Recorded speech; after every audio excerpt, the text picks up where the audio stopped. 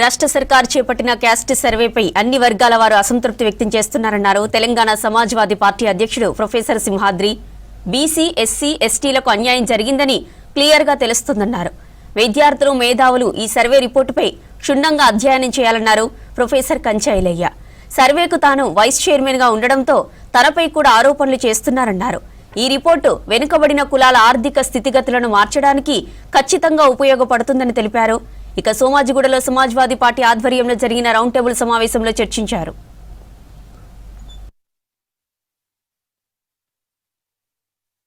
దీంట్లో చాలా అభిప్రాయాలు ఈ సర్వే మీద వచ్చాయి. కొన్ని అభిప్రాయాలు కులాల నంబరు తక్కువ వచ్చిందనే అభిప్రాయాలు చాలామంది విద్యార్థి నాయకులు, కుల సంఘాల తరపున మాట్లాడారు.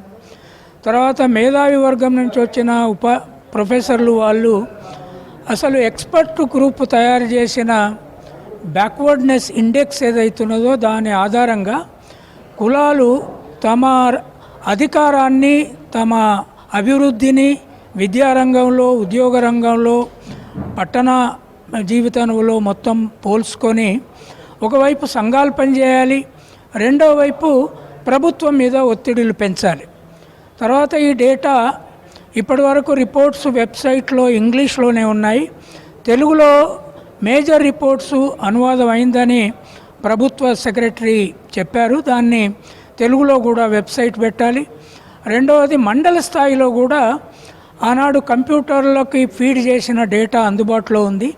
తెలంగాణ ప్రభుత్వం మండల స్థాయిలో ప్రజలకు, కార్యకర్తలకు ఆ డేటా అందుబాటులోకి తెస్తే వాళ్ళు తమ గ్రామ స్థాయిలో కూడా కులాల అభివృద్ధి ఎట్లుందో చూసుకోగలుగుతారు. అగ్రకులాలు, ద్విజ అగ్రకులాలు, భూస్వామ్య అగ్రకులాలుగా ఉన్నాయి. వాళ్లకు మించిన అధికారంలో ఉన్నారు, జాబులలో ఉన్నారు, ప్రైవేట్ సెక్టార్ ఇండస్ట్రీలో ఉన్నారు, ఇంగ్లీష్ ఎడ్యుకేషన్లో మొత్తం క్యాప్చర్ చేసి ఉన్నారు. దాన్ని మార్చాలంటే తెలంగాణ, ఆంధ్రప్రదేశ్లో ఉన్న ఇంగ్లీష్ మీడియం స్కూళ్ళను బాగా స్ట్రెంథెన్ చేయాలి. ప్రభుత్వ స్కూళ్ళను, ప్రైవేట్ స్కూళ్ళ ఒత్తిడి వాళ్ళ మీద ఉండొచ్చు, కానీ దాన్ని లెక్క చేస్తే గ్రామాలలో ఉండే వాళ్లకు ఇంగ్లీష్ మీడియం రాదు. అది ఈ రిపోర్టు చాలా స్పష్టంగా చెప్తుంది. ఈ డిమాండ్లు ప్రజలు రూపొందించుకొని గ్రామ స్థాయి వరకు, మండల స్థాయి వరకు, జిల్లా స్థాయి వరకు, హైదరాబాద్ వరకు వివిధ మీటింగులు జరుగుతాయని ఆశిస్తున్నాను. ఈ మీటింగ్లో బలంగా ఈ రిపోర్టు చాలా ఇంపార్టెంట్ రిపోర్టు. ఈ రిపోర్టును బలంగా విశ్లేషిస్తూ దీన్ని గ్రామస్థాయి దాకా చర్చను తీసుకుపోవాలని చెప్పి ఒక తీర్మానం చేయడం అయింది. రెండోది, ఇది రాజ్యాంగం ఎంత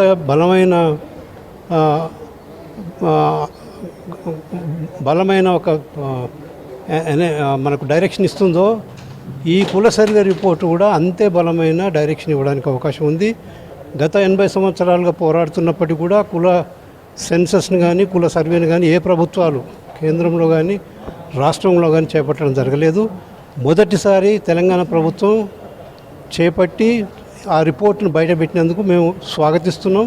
ఈ రిపోర్టును ఇక్కడ చర్చించడమే కాకుండా దీన్ని జిల్లా స్థాయి లోపల, మండల స్థాయి లోపల చర్చిస్తూ దీంట్లో ఉన్న విషయాలను ప్రజల వద్దకు తీసుకుపోవాలని మేము అనుకుంటున్నాం. ముఖ్యంగా ఒకవైపు చాలామంది సంఘాలు, నాయకులు చెప్తున్నది ఏంటంటే మా కులాలను తక్కువ చూపించే ప్రయత్నం జరిగింది అనేది ఒక ప్రధానమైన అసంతృప్తిని బయట చెప్పడం జరిగింది. రెండోది, ఈ కులాల వెనుకబాటుతనాన్ని మనం ఎగ్జామిన్ చేస్తే ప్రభుత్వ రిపోర్టు చెప్తున్నది ఎస్సీ, ఎస్టీ, బీసీ మైనారిటీలకు 80 సంవత్సరాల్లో పెద్ద ఎత్తున అన్యాయం జరిగిందని మాత్రం ఈ రిపోర్టు ద్వారా మన ప్రభుత్వం చెప్తున్నది. మరి ఇంత పెద్ద అన్యాయం జరిగినప్పుడు ప్రభుత్వం ఎలాంటి పాలసీస్, ఎలాంటి టార్గెటెడ్ అప్రోచెస్, రిసోర్స్ అలొకేషన్స్ ద్వారా ఈ అన్యాయాన్ని నుంచి బయటకు తీసుకొచ్చి వీళ్ళని సమానత్వం వైపు నడిపిస్తారో అది ప్రభుత్వం మీద ఆధారపడి ఉంటుంది. దాని మీద ప్రెషర్ బిల్డప్ చేయాల్సిన బాధ్యత ప్రజా సంఘాలది, విద్యార్థి సంఘాలది, అది సామాజిక ఉద్యమకారులదని చెప్పి మేము అనుకుంటున్నాం.